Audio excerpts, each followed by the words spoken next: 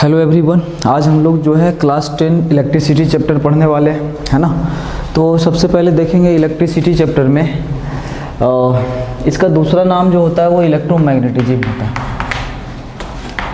Electromagnetism, है ना, electromagnetism.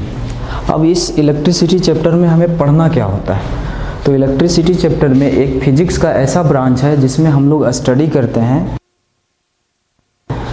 उसके बिहेवियर के बारे में, उसके फेनोमेना के बारे में। तो इसका डिफिनीशन आप लिख सकते हो, है ना। डिफिनीशन क्या होगा इलेक्ट्रिसिटी का, कि branch of physics in which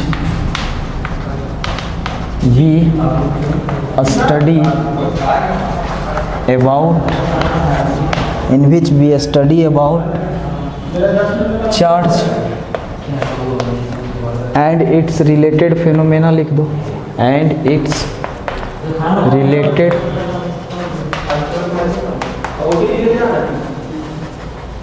phenomena, है ना। सिंपल था। अब इलेक्ट्रिसिटी को फर्दर कुछ पार्ट में डिवाइड किया गया, वो किस आधार पे ये समझिए। देखिए यहाँ पे स्टडी अबाउट चार्ज, तो हो सकता है वो चार्ज रेस्ट में भी हो सकता है वो चार्ज मोशन में भी हो, है ना। तो अगर चार्ज रेस्ट में रहेगा तो उसका प्रॉपर्टी सराउंडिंग के साथ अलग होगा, अगर चार्ज मोशन में रहेगा तो उसका प्रॉपर्टी सराउंडिंग के साथ अलग होगा। तो on the basis of this concept अभी हम लोग बात करेंगे कि इलेक्ट्रिसिटी को फर्दर दो पार्ट में डिवाइड किया गया है। एक का नाम दिया गया है इलेक्ट्रोस्टैटिक,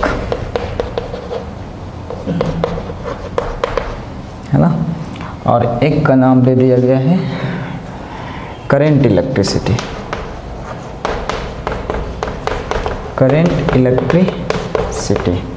अब सुनिए, इलेक्ट्रोस्टैटिक को और भी नाम से जाना जाता है, that is static electricity, static electricity.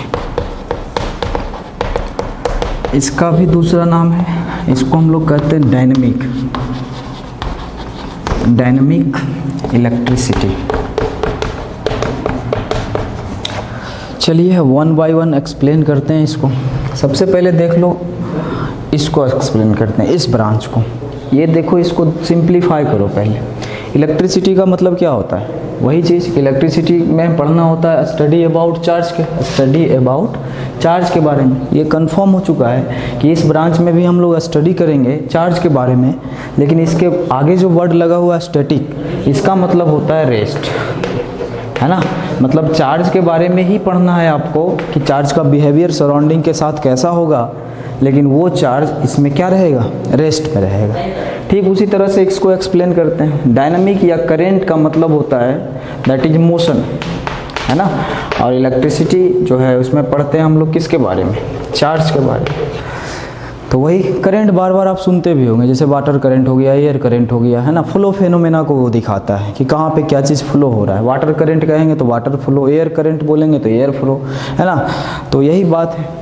तो देखिए, करंट या डायनामिक का मतलब होता है मोशन, और इसका मतलब है कि चार्ज के बारे में पढ़ना है। तो सिंपल है कि डायनामिक इलेक्ट्रिसिटी में या करंट इलेक्ट्रिसिटी में हम लोग चार्ज के बारे में ही पढ़ेंगे, लेकिन वो चार्ज किस में रहेगा, मोशन में रहेगा। चलिए अब वन बाय वन एक्सप्लेन कर देते हैं, लिख भी देंगे। इलेक्ट्रोस्टैटिक या स्टैटिक इलेक्ट्रिसिटी को आप कैसे डिफाइन कीजिएगा, it is the branch of electricity, it is the branch of electricity in which we study about charge which is in rest. हो गया ख़त्म। अब इसके बारे में बताओ, तो सिंपल है, it is the branch of electricity in which we study about charge which is in motion. और अगर ज़्यादा थोड़ा समझना है तो ऐसा मोशन जिसमें एक्सेलरेशन क्या हो, जीरो। चलिए नोट कीजिए इसको, नेक्स्ट हम लोग बात करेंगे। चलिए नोट हो गया होगा। अब समझिए एक चीज़ कि ये जो अभी पूरा जो लिखा हुआ है कंसेप्ट, उसमें हर वक्त हम लोग पूरा इलेक्ट्रिसिटी चैप्टर में सबसे ज़्यादा इम्पोर्टेंस जो है और जिससे टॉपिक ही शुरुआत होता है, जिससे फाउंडेशन ही बनता है इलेक्ट्रिसिटी का, वो है चार्ज। देख लो, हर जगह पे आपको स्टडी करना पड़ता है चार्ज के बारे में। तो पहले बात ये है कि हम जानने का कोशिश करेंगे कि चार्ज क्या है ना। चार्ज क्या है, कैसे डेवलप किया जाता है, कैसे क्या है, इसके बारे में। चलिए ठीक है, डिफिनीशन आप लिख लीजिएगा, है ना। अब हम लोग डायरेक्ट पहुंचते हैं चार्ज के बारे में। ठीक। और चार्ज के बारे में पढ़ना है तो सबसे पहले इसको हेडिंग लगाते हैं। चार्ज का हम लोग पहला डिफिनीशन लिखते हैं, है ना। दो डिफिनीशन लिखेंगे चार्ज के बारे में। पहला लिखते हैं, it is fundamental property of material, या मैटर कह सकते हो, आपकी मर्जी, due to which one body या one object can exert force on another। ठीक। इसका एक और डिफिनीशन हम लिखते हैं, थोड़ा मोर अप्रोच करते हैं। ऊपर तो वही लिखाएगा, it is fundamental property of material या matter which creates and experience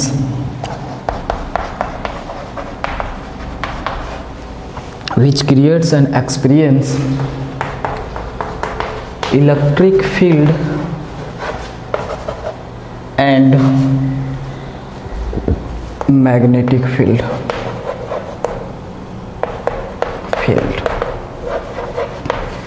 ये दोनों डिफिनीशन तब समझ में आएगा जब कुछ और बेसिक कंसेप्ट हम लोग सीखते हैं। तो देखिए बेसिक कंसेप्ट में हम लोग क्या करते हैं, सबसे पहले बात कर लेंगे थोड़ा सा, यहाँ तक तो आप लिख लीजिए पहले, और इसको समझने के लिए कुछ और बातें हमें समझना है। ध्यान रहे हम लोग जो पढ़े थे क्लास 9 में फोर्स के बारे में, वो फोर्स दो तरह से बताया गया था कि दो टाइप से है। 8 में ही पढ़ लिए होंगे, on the basis of physical contact. एक था कॉन्टैक्ट फोर्स, एक का नाम क्या था, कॉन्टैक्ट फोर्स। कॉन्टैक्ट फोर्स का नेचर दो होते थे, एक पुश और एक क्या होता था, पुल होता था। ठीक उसी तरह से एक और फोर्स था जिसका नाम दिया गया था non contact force, non contact force. ठीक, इसका भी नेचर दो होते थे, एक पुश एक क्या था, पुल था। अब ऐसा हम क्यों बता रहे हैं इसके बारे में आप समझिए। यहाँ पे देखिए ध्यान देना, फोर्स दो टाइप्स का बता दिया गया। कॉन्टैक्ट फोर्स मतलब एजेंट यानी जो लगाने वाला है, और ऑब्जेक्ट जिस पर लग रहा है, दोनों के बीच फिजिकल कांटेक्ट होना ज़रूरी है। वो लगा करके फोर्स करेगा क्या, या तो उसको धक्का देगा या तो उसको खींचेगा, क्योंकि नेचर ऑफ फोर्स तो दो ही होता है ना, चाहे कोई भी टाइप्स का फोर्स आप डिस्क्राइब करो, एक्सप्लेन करो। अब देखिए इसमें नॉन कॉन्टैक्ट फोर्स में क्या होता है, नॉन कॉन्टैक्ट फोर्स में फोर्स तो लगता है, वो फोर्स धक्का देने और खींचने का भी काम करता है, लेकिन there is no contact between object and agent, यानी जो लगाने वाला है और जिस पर लग रहा है कोई भी फिजिकल कॉन्टैक्ट नहीं है। तो फिर ये होता कैसे है, ये संभव कैसे होता है? तो एक इमेजिनरी कंसेप्ट दिया गया है साइंटिस्ट लोगों के द्वारा, उसको हम लोग बोलते हैं फील्ड। अब बोलिएगा कि फील्ड क्या होता है, तो थोड़ा सा इमेजिनेशन है आपका, सोचिए इसको। जैसे मान लीजिए कि एक मैग्नेट यहाँ पे रखा हुआ है, ठीक, और एक स्मॉल पीस ऑफ आयरन यहाँ पे रख दिए, ठीक। और ये मैग्नेट यहाँ पे रखा हुआ है, एक स्मॉल पीस ऑफ आयरन है। क्या मैग्नेट इसको पास में जाकर के खींचता है, या मैग्नेट यहीं पे है, ऑटोमेटिकली आयरन का जो पीस है टुवर्ड्स मैग्नेट अपने आप खींचा जाता है? तो आपका सवाल का जवाब होगा कि अपने आप ये होता है, there is no physical contact between magnet and small piece of iron. तो सवाल ये है कि अब कौन लगाता है इसके ऊपर फोर्स? तो साइंटिस्ट लोगों ने बताया कि देखिए मैग्नेट अपने चारों ओर पहले एक तरह का इफेक्ट क्रिएट कर लेता है, यानी उसी का नाम दिया गया फील्ड। और चूंकि ये मैग्नेट क्रिएट कर रहा है तो उसका नाम दे दिया साइंटिस्ट लोग मैग्नेटिक फील्ड। अब उस फील्ड जो है इस पर फोर्स लगाता है। ध्यान रहे मैग्नेट पहले क्या किया, फील्ड क्रिएट किया, और फील्ड क्रिएट करने के बाद वो फील्ड का रिस्पॉन्सिबिलिटी है कि इसके ऊपर फोर्स लगाए। मैग्नेट का जो काम था वो खाली क्या था, फील्ड क्रिएट करना। तो सीक्वेंस समझिएगा, मैग्नेट क्या किया, फील्ड क्रिएट किया। अब फील्ड जा करके इसके ऊपर फोर्स लगाता है, या तो वो अट्रैक्ट करेगा या तो वो रिपेल करेगा। ये कुदरत का नेचर का ये बात है ना जी। ये प्रॉपर्टी नेचर के द्वारा दिया गया है ना। अब तो आर्टिफिशियल मैग्नेट आ गया है जो कि हम लोग भी इसको कर सकते हैं। उसी तरह से ठीक हम लोग बात कर रहे थे मैग्नेट को हटा करके, अब क्लास 9th की ओर हम लोग मूव करते हैं। क्लास 9th में भी हम लोग पढ़े हैं कि जैसे देखो एक मास यहाँ पे रख दिए, एम मास, पता है मास, एक मास यहाँ पे है, इस मास का नाम m1 रख देते हैं और इसका नाम m2 है। अब बताओ ये दोनों के बीच फोर्स एस्टेब्लिश होता है कि नहीं? बोलेंगे हाँ सर होता है, और उसका हम लोग कैलकुलेशन भी किए थे कि Fg यानी ग्रेविटेशनल फोर्स बराबर capital G m1 m2 by r square, ऐसा कुछ आप लोग पढ़े थे, ध्यान दीजिए। तो इसमें होता क्या है, ठीक मास भी फंडामेंटल प्रॉपर्टी है ना। मास फंडामेंटल प्रॉपर्टी है नेचर का। और क्या किया वो मास जो है पहले अपने चारों ओर एक फील्ड क्रिएट कर लिया। फील्ड क्रिएट करने के बाद जो उसके फील्ड के अंदर आया, फील्ड के अंदर आया उस पर फील्ड जो है फोर्स लगाना स्टार्ट कर दिया, है ना। तो देखिए मास क्या किया, एक फील्ड क्रिएट किया, तो उसका फील्ड का नाम रखा गया ग्रेविटेशनल फील्ड। और ये ग्रेविटेशनल फील्ड इसके ऊपर फोर्स लगाता है, उसको हम लोग ग्रेविटेशनल फोर्स बोलते हैं, और ये कैलकुलेशन करते थे, है ना। तो देखिए कोई ज़रूरी नहीं है कि ये जो है इस पर फोर्स लगा रहा है तो ये भी इस पे फोर्स लगा रहा है ना। म्यूचुअल इंट्रैक्शन इसको बोलते हैं। तो ये बता दिया गया आपको। ठीक उसी तरह से अब हम लोग आगे बढ़ते हैं। इतना बात समझ में आ गया, है ना। अभी कंक्लूजन पे आएंगे तो पूरी बात समझ में आएगा, है ना। अब देखिए कुछ नेचर का द्वारा दिया हुआ और भी प्रॉपर्टी है। जैसे मान लीजिए एक चार्ज यहाँ रखा हुआ है ना। चार्ज मतलब चार्ज, पहले आप कहेंगे कि सर चार्ज है क्या चीज़, तो पहले इसको समझ लीजिए, है ना, तब और आसान हो जाएगा आपके लिए। कि जैसे देखो ये नेचर को बनाने वाले कौन थे, पहले गॉड को लिखते हैं। गॉड जो है नेचर को बनाए, और नेचर को बनाने में वो दो तरह का रॉ मटेरियल का यूज किए, एक मैटर और दूसरा क्या चीज़ था, एनर्जी। ऐसे तो अभी का जो आपका जो नया रिसर्च फील्ड में बातें आ रहा है कि भगवान एक है, यूनिवर्स एक है, तो बनाने में जो मटेरियल यूज हुआ है यानी कि रॉ मटेरियल जो यूज हुआ वो एक होना चाहिए, उसको गॉड पार्टिकल बोलते हैं। लेकिन अभी रिसर्च चल रहा है उसके ऊपर। तो अभी फ़िलहाल ये समझेंगे कि गॉड नेचर को बनाए। नेचर का मतलब क्या होता है, पूरा ब्रह्मांड, यूनिवर्स जिसको बोलते हैं, उसको बनाने में दो तरह का रॉ मटेरियल यानी बेसिक चीज़ लिए, मैटर और एनर्जी। ये मैटर में बहुत सारा प्रॉपर्टी दिया हुआ है, जैसे मास है और चार्ज भी है ना। आप बोलेंगे बहुत सारा है, ETC कर सकते हो। आप बोलेंगे चार्ज कैसे, तो थोड़ा सा केमिस्ट्री की बात कर लें। यही मैटर को तोड़ते गए, पहले देखो पता ये चल गया था कि मास है। अब यही मैटर को तोड़ते गए तो इतना टुकड़ा किए कि छोटा टुकड़ा मिला एटम। अब एटम को तोड़ा गया तो उसका 3 बेसिक कंपोनेंट मिला, एक इलेक्ट्रॉन है, प्रोटॉन है और न्यूट्रॉन पे। केमिस्ट्री वाले सर बताते होंगे कि इलेक्ट्रॉन जो है बहुत कम इसके पास मास है, ध्यान दीजिए इसके पास बहुत कम मास है, लेकिन इसके पास एक इलेक्ट्रॉन पे जो चार्ज है वो 10⁻⁻19 कूलम है। और चूँकि इलेक्ट्रॉन नेगेटिव पार्टिकल है तो यहाँ माइनस लगा देंगे। ठीक उसी तरह से प्रोटॉन के बारे में भी बात किया गया था, है ना, कि इस पर भी चार्ज बस उतना ही है ना, लेकिन ये पॉजिटिव पार्टिकल है तो पॉजिटिव है, इस पर तो कोई चार्ज ही नहीं है, न्यूट्रल है ये, है ना, न्यूट्रल है। तो ये प्रॉपर्टी गॉड गिफ्टेड है, और जो गॉड गिफ्टेड प्रॉपर्टी होता है उसके आगे क्या लग जाता है, फंडामेंटल प्रॉपर्टी, उसका अपना, कोई बाहर से उसको दिया नहीं। ठीक, तो यहाँ तक बारे में जाने हम लोग, है ना। अब देखो मास भी एक फील्ड क्रिएट करता है, ग्रेविटेशनल फील्ड उसका नाम दिए थे। उसी तरह से चार्ज भी एक फील्ड क्रिएट करेगा, है ना। डिपेंड अपॉन सिचुएशन, हो सकता है वो खाली इलेक्ट्रिक फील्ड ही क्रिएट करे, वह हो सकता है वो दोनों क्रिएट करे। आगे बताएंगे कि कब दोनों होगा क्रिएट।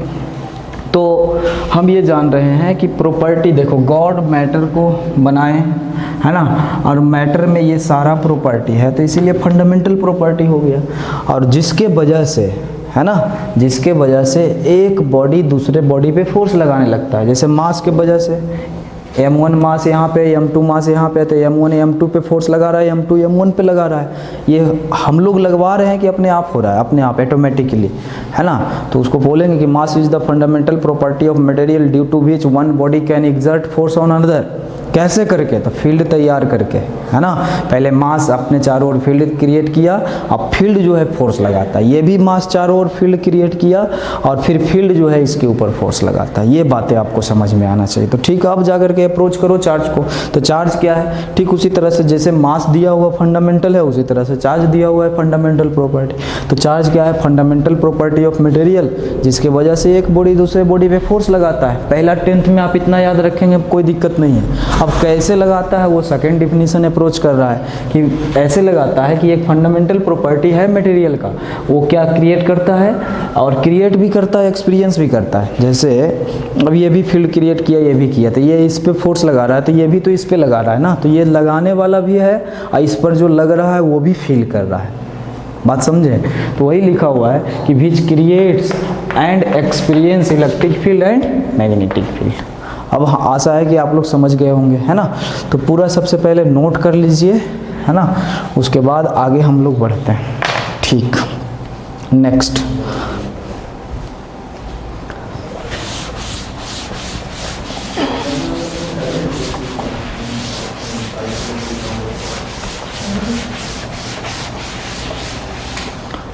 तो चार्ज के बारे में ये पता चल गया।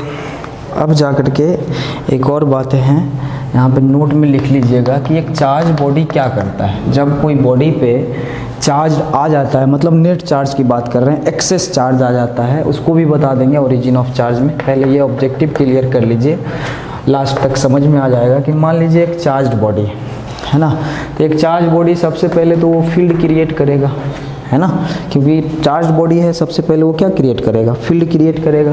और फील्ड क्रिएट करने के बाद वो काम करता है फोर्स लगाने का। तो किस पर फोर्स लगाएगा? वो दो चीज़ पे लगाता है, एक तो न्यूट्रल बॉडी पे लगाता है, एक न्यूट्रल बॉडी पे, और दूसरा चार्ज बॉडी पे। एक न्यूट्रल बॉडी और दूसरा क्या हो गया? चार्ज बॉडी पे वो फोर्स लगाता है ना।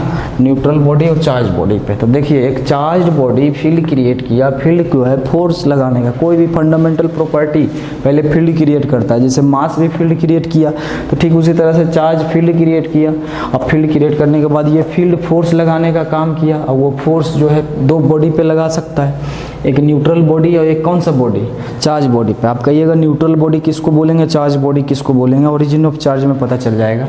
अभी फिलहाल इसको देख लीजिए। तो न्यूट्रल बॉडी को हमेशा क्या करेगा? अट्रैक्ट करेगा। और चार्ज बॉडी को हो सकता है अट्रैक्ट भी करे और हो सकता है रिपेल भी करेगा, डिपेंड अपॉन सिचुएशन। आप पढ़े होंगे क्लास 8 में कि प्लस प्लस जो है वो रिपेल करता है, माइनस माइनस रिपेल करता है, प्लस माइनस रिपेल अट्रैक्ट करता है, सॉरी माइनस प्लस जो है वो अट्रैक्ट करता है। तो देखिए, ये भी चार्ज है, ये भी चार्ज है, तो कभी रिपेल किया कभी अट्रैक्ट किया। चलिए नोट कीजिए। नेक्स्ट,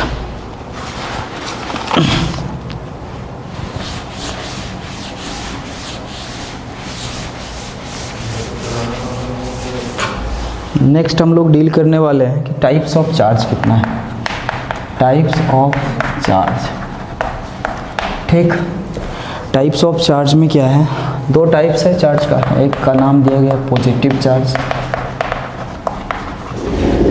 दूसरा का नाम क्या दिया गया? Negative charge. यानी कि इसका सिंबॉलिक रिप्रेजेंट नेगेटिव और इसका इस तरह से। ये नाम देने वाले जो साइंटिस्ट का नाम था वो बेंजामिन फ्रैंकलिन था। बेंजामिन फ्रैंकलिन था, है ना। नोट कर लीजिए इसको भी। नेक्स्ट, सबसे इम्पोर्टेंट अब कंसेप्ट की ओर मूव करने जा रहे हैं, है ना। That is origin of charge. Heading लगाइए, origin of charge. Origin of charge, चलिए यही इम्पोर्टेंट है। कितने बुक में ये लिखा हुआ रहता है, इलेक्ट्रॉन थ्योरी ऑफ मैटर इसको बोलते हैं। इलेक्ट्रॉन कंसेप्ट या थ्योरी लिख दो ऑफ मैटर। चलिए, थोड़ा सा केमिस्ट्री का भी नॉलेज इसमें ज़रूरी है ना, एटॉमिक स्ट्रक्चर का। On the basis of chemistry concept बोल सकते हैं कि एक एटम का स्ट्रक्चर कैसा होता है। कहने को ये है कि न्यूट्रॉन और प्रोटॉन एक सेंट्रल पार्ट में रहता है, उसको न्यूक्लियस बोलते हैं, है ना। और इलेक्ट्रॉन जो है इसके चारों ओर मूव करते रहता है, अलग अलग ऑर्बिट में ये इलेक्ट्रॉन रिवॉल्व कर रहा है, इसको बोलते हैं चक्कर लगा रहा है ना। अब देखिए मान लेते हैं लेट, माना गया कि ये इसमें नंबर ऑफ इलेक्ट्रॉन जो है वो -10 है। माइनस इसलिए लगाएं क्योंकि नेगेटिव पार्टिकल। अब नंबर ऑफ प्रोटॉन जो है वो +10 है। अब जो है हम लोग क्या कर रहे थे, अकॉर्डिंग टू देखो कंसेप्ट यही हम बता रहे थे कि केमिस्ट्री में जो बात है उसको समझिए। अकॉर्डिंग टू केमिस्ट्री एटम का स्ट्रक्चर जो होता है उसके सेंट्रल पार्ट को हम लोग न्यूक्लियस बोलते हैं, और न्यूक्लियस में न्यूट्रॉन और प्रोटॉन होते हैं, है ना। और इलेक्ट्रॉन जो है इसके चारों ओर एक ऑर्बिट पे रिवॉल्व करते रहता है ना। इस चारों ओर एक ऑर्बिट पे रिवॉल्व करते रहता है। बात समझ में आया? यहाँ पे समझिए फिर से, न्यूट्रॉन प्लस प्रोटॉन जिस जगह पे है वो सेंट्रल पार्ट है एटम का, उसको हम लोग न्यूक्लियस बोलते हैं। न्यूक्लियस के अंदर जो पार्टिकल होते हैं उसको न्यूक्लियन बोला जाता है। तो न्यूक्लियन कौन कौन है? न्यूट्रॉन और प्रोटॉन है ना। अब मान लीजिए, और इलेक्ट्रॉन तो अलग अलग ऑर्बिट में रिवॉल्व करते रहता है, किसके अराउंड? तो न्यूक्लियस के अराउंड। तो मानते हैं लेट इसमें नंबर ऑफ इलेक्ट्रॉन मान लेते हैं वो 10 है ना। माइनस लगाएंगे क्योंकि इलेक्ट्रॉन नेगेटिव पार्टिकल है, ठीक। नंबर ऑफ प्रोटॉन जो है वो +10 है, ठीक। अब बताइए इस पे नेट चार्ज कितना हो गया जी? नेट चार्ज हो गया 0। नेट चार्ज 0 हो गया ना, तो इस बॉडी या इस एटम का नाम बोला जाता है न्यूट्रल एटम। क्या बोलते हैं इसको? Neutral atom. बात समझ गए इतना दूर तक? नेट चार्ज 0 है तो इसका नाम न्यूट्रल एटम हो जाता है। न्यूट्रल एटम का पहचान ही है कि नंबर ऑफ इलेक्ट्रॉन बराबर हो जाएगा नंबर ऑफ प्रोटॉन के, है ना। अब सुनिए, ये तो हो गया। अब इसमें हम बात करना चाहेंगे थोड़ा सा इसके बारे में, समझते जाना जो बताएंगे। यही कंसेप्ट है आपका इलेक्ट्रॉन थ्योरी ऑफ मैटर। एक चीज़ आपको बताएं कि 2 पॉजिटिव चार्ज जो है हमेशा रिपेल करता है। 2 पॉजिटिव चार्ज रिपेल करता है, तो प्रोटॉन पे तो पॉजिटिव चार्ज है और प्रोटॉन पे पॉजिटिव चार्ज पार्टिकल है, वो रिपेल करना चाहिए। इसके बावजूद भी ये छोटा सा जगह, यानी कि न्यूक्लियस का साइज नियर अबाउट 10⁻⁻15 होता है, यानी फर्मी उसको बोलते हैं। उतने छोटे से जगह पे रिपल्सिव नेचर वाले पार्टिकल को भी कंबाइन करके जो रखता है, इसका मतलब ज़रूर वो कुछ ना कुछ एक बहुत मजबूत फोर्स का काम होगा। और बिल्कुल सही, तो इसका नाम जो ये काम करने के लिए, यानी जो ये काम करता है उसको हम लोग बोलते हैं स्ट्रॉन्ग न्यूक्लियर फोर्स। तो स्ट्रॉन्ग न्यूक्लियर फोर्स प्रोटॉन को बांध के रखता है, प्रोटॉन प्रोटॉन के बीच में, न्यूट्रॉन प्रोटॉन के बीच में, और न्यूट्रॉन न्यूट्रॉन के बीच में, और दुनिया का वो सबसे मजबूत फोर्स होता है। पहला कंसेप्ट क्लियर हो गया। दूसरा चीज़ ये बता रहे हैं कि इलेक्ट्रॉन जो है इसके चारों ओर रिवॉल्व कर रहा है, यानी न्यूक्लियस के चारों ओर। तो कोई भी पार्टिकल किसी के चारों ओर सर्कुलर पाथ या इलिप्टिकल पाथ में तब रिवॉल्व करता है ना, जब सेंटर की ओर कोई फोर्स लगता है। तो यहाँ पे कौन लगा रहा है सेंटर की ओर फोर्स? तो बिल्कुल लग रहा है, न्यूक्लियस और इलेक्ट्रॉन के बीच एक फोर्स एस्टेब्लिश है, उसको नाम हम देते हैं इलेक्ट्रिकल फोर्स या इलेक्ट्रोस्टैटिक फोर्स, जो कि स्ट्रॉन्ग न्यूक्लियर फोर्स से 100 गुना कमज़ोर होता है। यानी 100 गुना लगभग बता रहे हैं, near about 100 times weaker then strong nuclear force. Clear हो गया इतना दूर, है ना।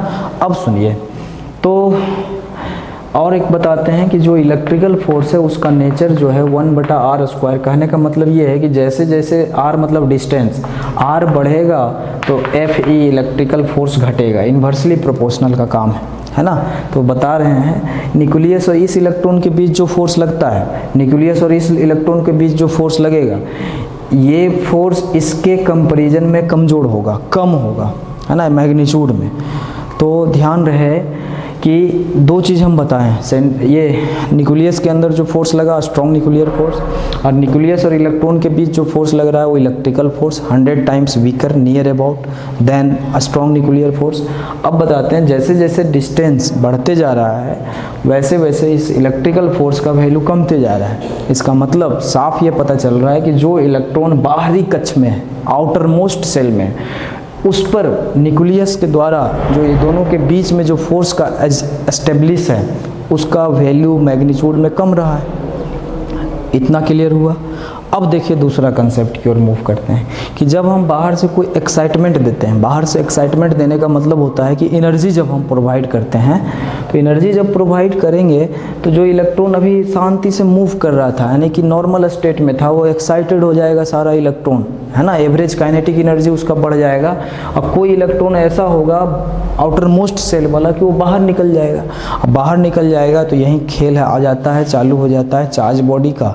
तो देखो अब आगे बढ़ते हैं कैसे क्या होता है, समझिए कि मान लीजिए कि यहाँ से, है ना, यहाँ से एक इलेक्ट्रॉन जो है इस बॉडी से रिमूव्ड हो गया, एक इलेक्ट्रॉन रिमूव्ड हो गया। तो बताओ अब क्या बचा इसमें, नंबर ऑफ इलेक्ट्रॉन कितना बचा, नंबर ऑफ इलेक्ट्रॉन बच गया -9, एक चला गया इससे। तो अब नंबर ऑफ प्रोटॉन में तो कोई छेड़छाड़ नहीं हुआ है, तो प्रोटॉन +10 ही रहेगा।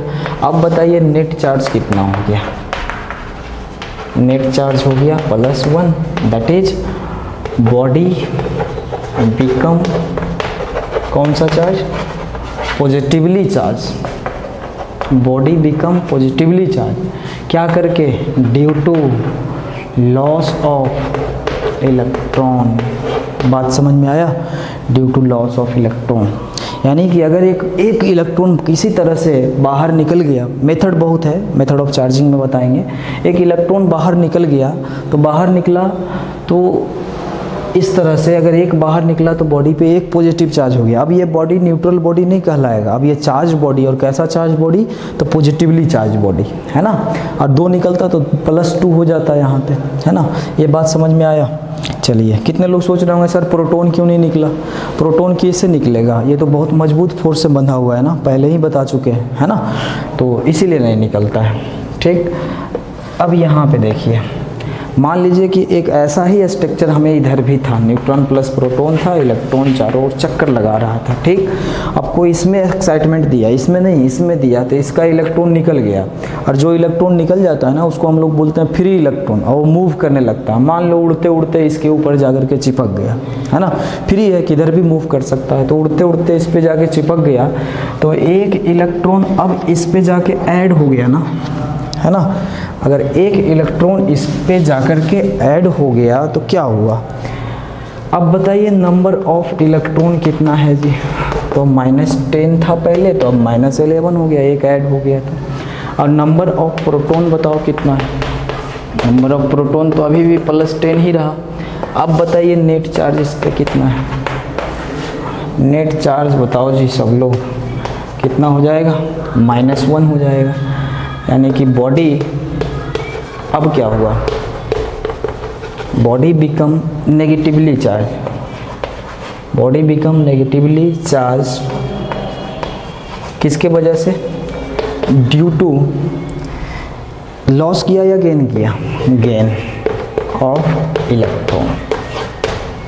समझ में आया, due to gain of electron. एक बार फिर से क्रॉस समझते हैं, ध्यान दीजिए, ये तो क्लियर हो गया ना, न्यूट्रॉन प्लस प्रोटॉन है बीच में, इसको सेंट्रल पार्ट है एटम का, उसको न्यूक्लियस कहते हैं। न्यूक्लियस में सबसे मजबूत फोर्स रहता है, उसको हम लोग स्ट्रॉन्ग न्यूक्लियर फोर्स बोल देते हैं। इलेक्ट्रॉन इसके चारों ओर रिवॉल्व कर रहा है, इलेक्ट्रॉन और न्यूक्लियस के बीच जो फोर्स लगता है उसको हम लोग क्या बोलते हैं, इलेक्ट्रोस्टैटिक फोर्स, जो near about 100 times weaker then strong nuclear force. और जैसे जैसे डिस्टेंस बढ़ते जाएगा इलेक्ट्रॉन का, इलेक्ट्रोस्टैटिक फोर्स का मैग्नीट्यूड और कमते जाएगा, जिसके वजह से आउटर मोस्ट सेल में जो इलेक्ट्रॉन है वो लूजली बॉन्डेड होता है विथ किसके साथ, न्यूक्लियस के साथ।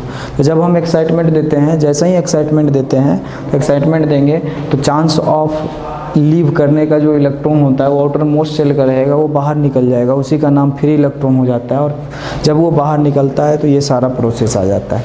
जब ये न्यूट्रल था तो जितना नेगेटिव चार्ज उतना पॉजिटिव चार्ज, नेट चार्ज 0 हो गया, इसको न्यूट्रल एटम या न्यूट्रल बॉडी भी बोल सकते हैं, है ना। अब एक इलेक्ट्रॉन हटा तो ये प्रोसेस हो गया, और एक उसमें जाके चिपक गया तो ये प्रोसेस हो गया। आने की कंक्लूजन ये हुआ कि बॉडी चार्ज हो गया, ये न्यूट्रल बॉडी था, यहाँ बॉडी पॉजिटिव चार्ज हो गया, यहाँ बॉडी नेगेटिव चार्ज हो गया। अब तो मन में कोई सवाल नहीं रहना चाहिए, है ना। तो हमें ये बताओ कि ये बॉडी चार्ज करने के लिए क्या करना पड़ता है, तो इलेक्ट्रॉन को लॉस करना पड़ता है, इलेक्ट्रॉन को गेन करना पड़ता है, यानी ट्रांसफ़र ऑफ इलेक्ट्रॉन करना पड़ता है। तो ट्रांसफ़र ऑफ इलेक्ट्रॉन की वजह से बॉडी चार्ज होता है, यही तो कंक्लूजन है। नोट कर लिए हैं, अब मिटाते हैं हम।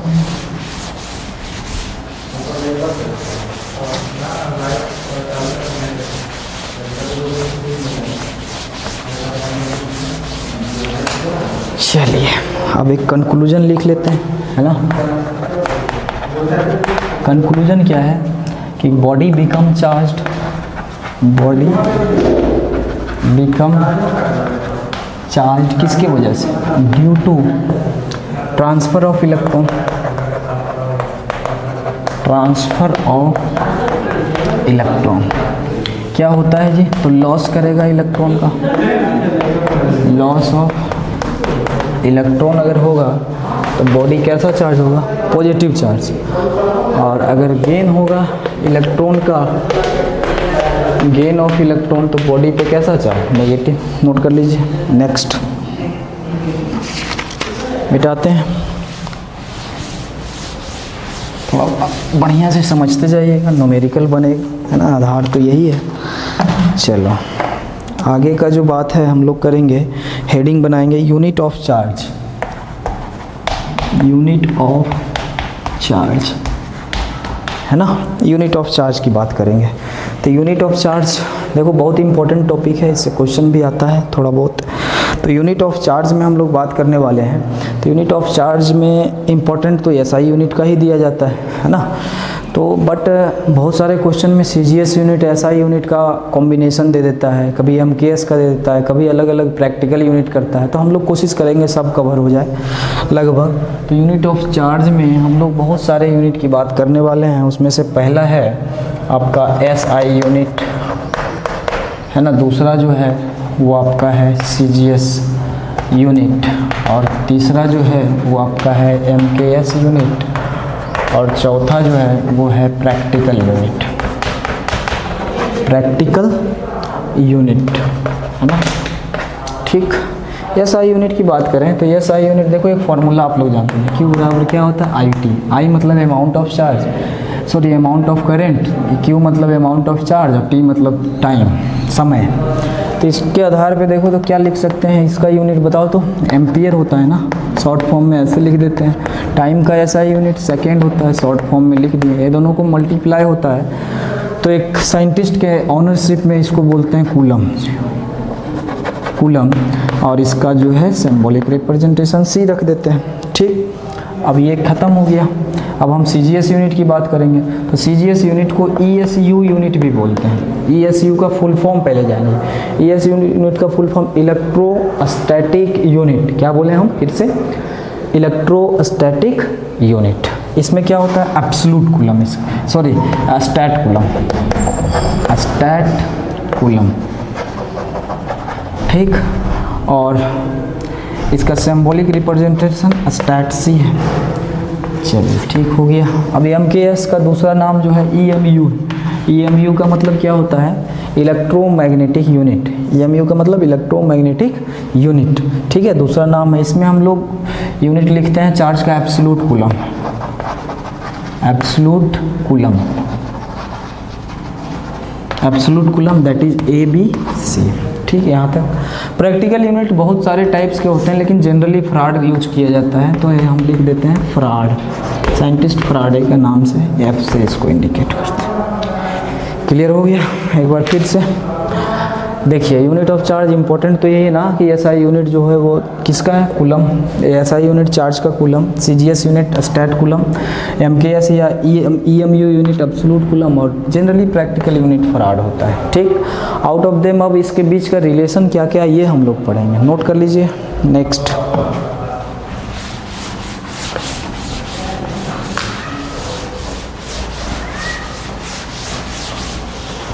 चौक लेके आ जाओ विशाल, उजला लेकर के आ जाना, वाइट वाला। अब है relation between SI unit and other unit. ठीक, इसके बारे में हम लोग डील करेंगे। एसआई यूनिट है अदर यूनिट। तो पहला देखो 1 कूलम इज इक्वल टू होता है 3 × 10⁹ स्टैट कूलम। ठीक, इससे क्या पता चले किसके किसके बीच रिलेशन है, एसआई यूनिट और सीजीएस यूनिट के बीच रिलेशन है। आप खुद बताइए कि इसमें कौन बड़ा लग रहा है आपको, कूलम जो है ग्रेटर देन स्टैट कूलम, है ना। कूलम जो यूनिट है वो बड़ा है स्टैट कूलम से। दूसरा हम लोग बात करते हैं कि 1 कूलम बराबर होता है 1/10 एब्सोल्यूट कूलम। ठीक है, यहाँ से पता चलेगा और सिंपल, 10 कूलम बराबर कितना होता है 1 एब्सोल्यूट कूलम। अब बताओ ना इसमें कौन बड़ा यूनिट है, 10 कूलम अकेले एब्सोल्यूट कूलम के बराबर है, यानी कि एब्सोल्यूट कूलम बड़ा है कूलम से। तीसरा है फराड के बारे में, है ना। तो 1 फराड इज इक्वल टू होता है 96500 कूलम। इसमें बताओ कौन सा यूनिट ज़्यादा बड़ा है, फराड लग रहा है ना, अकेले इतना के बराबर कूलम। ठीक, कंक्लूजन क्या है पूरा को देखने के बाद, सबसे बड़ा यूनिट कौन लग रहा है, फराड। देख लो, सोच लो, कंक्लूजन लिखेंगे, सबसे बड़ा यूनिट फराड, उसके बाद एब्सोल्यूट कूलम, उसके बाद कूलम, उसके बाद स्टैट कूलम। ठीक, नोट कर लीजिए इस सीरीज। ठीक, नेक्स्ट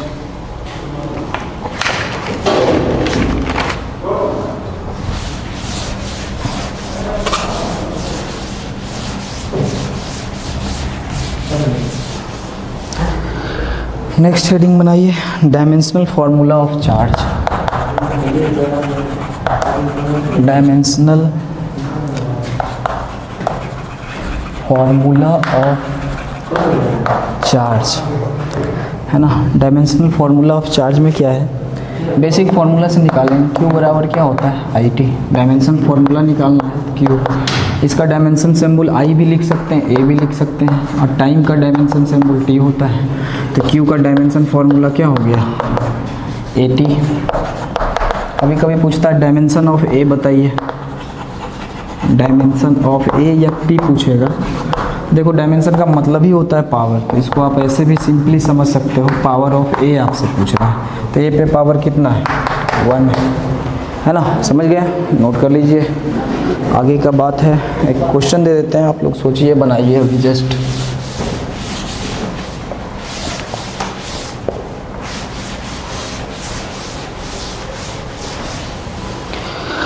नेक्स्ट क्वेश्चन ये है, कह रहा है calculate ratio of absolute coulomb divided by stat coulomb. ठीक, बना के देखो, नहीं तो हम बनाते हैं। देखो इसमें रेशियो पूछ रहा है ना, रेशियो पूछ रहा है तो यहाँ पे 2 बातें ध्यान देना पड़ेगा। रेशियो मतलब यूनिट लेस कर दो इसको, है ना। रेशियो का तो कोई यूनिट होता नहीं है, तो यूनिट लेस कैसे होगा, देख लो। अगर कुछ नहीं है तो एक है ना बगल में स्टैट, एक स्टैट कूलम, या तो इसको इसमें बदल दो या इसको इसमें बदल दो, यूनिट लेस हो जाएगा। चांस इसको बदलने का ज़्यादा होगा क्योंकि सिंपली है। 1 एब्सोल्यूट कूलम को पहले कूलम में बदल दो, तो कितना हो जाएगा 10 coulomb divided by stat coulomb. अभी भी नहीं, दोनों सेम हुआ। अब देखो 1 कूलम बराबर कितना होता है 3 × 10⁹ स्टैट कूलम, है ना।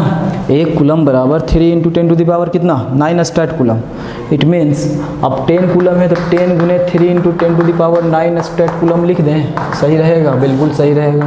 और इधर स्टैट कूलम है, अब तो निपटा सकते हो इसको, ख़त्म हो गया। अब कितना आ गया टोटल 3 × 10⁻10, कुछ नहीं, रेशियो पूछ रहा था, नोट कर लीजिए।